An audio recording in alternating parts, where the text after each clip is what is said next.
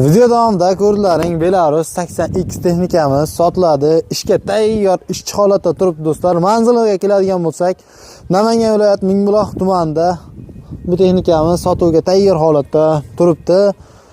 Xo'sh, buni narxi eshitishdan oldin bitta like bosib, kanalga obuna bo'lib qo'ying. Yana narxini eshitib esdan chiqib qolmasin do'stlar.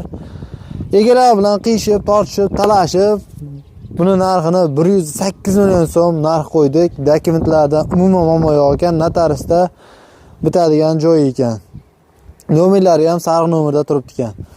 Xo'sh, bunga keladigan bo'lsak, yilini aytmadimmi? Yilini 2009-yil deyishdi. Hozir ko'ramiz o'zimiz ham. Bo'lmasa men sizlarga buni bir obzorni qilib o'taman do'stlar. Bir aylantirib olib chiqingda.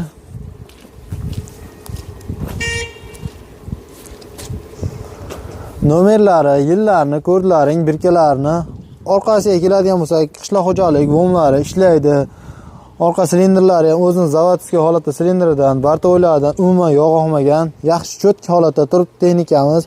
Balonlari ham pashti yangidek, yeyilmagan, yorilmagan, hamma joyda ishga soz holatda do'stlar. Balonlari 13-38.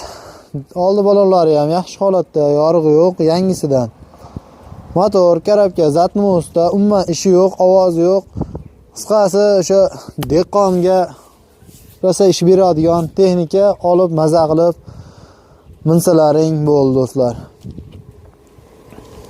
Karabka qo'shiqlardan umuman yorug'i yo'q, yaxshi holatdagisdan ko'rib baho beraverasizlar. Kabinaning ichini ham bir ko'rsatib qo'ying. Kabina qismlari ham ponni mana navratlar ishlab turibdi. Akkumulyatorimiz katta, yaxshi akkumulyatordan chexollar qo'yilgan. O'zlaring baho beraverasizlar bag'iga.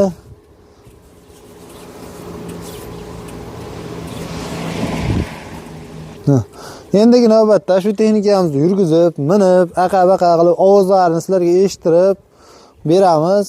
Bitta-bittani like'ladi, bosib esdan chiqqan bo'lsa, bosib qo'yinglar do'stlar. Shunaqa texnika ishqibozlariga videoni jo'natib ham qo'yish esdan chiqmasin. Bu texnikamiz egasi nomerlarini ekran pastiga yozib qo'yamiz, bemalol aloqaga chiqaverasizlar. Yurgizing aka.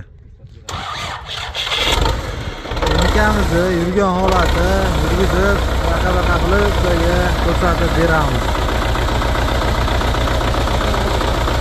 Bitta oldi orqa qilaylik. Texnikamizni ovozini eshitib, o'zlaring baho beraverasizlar.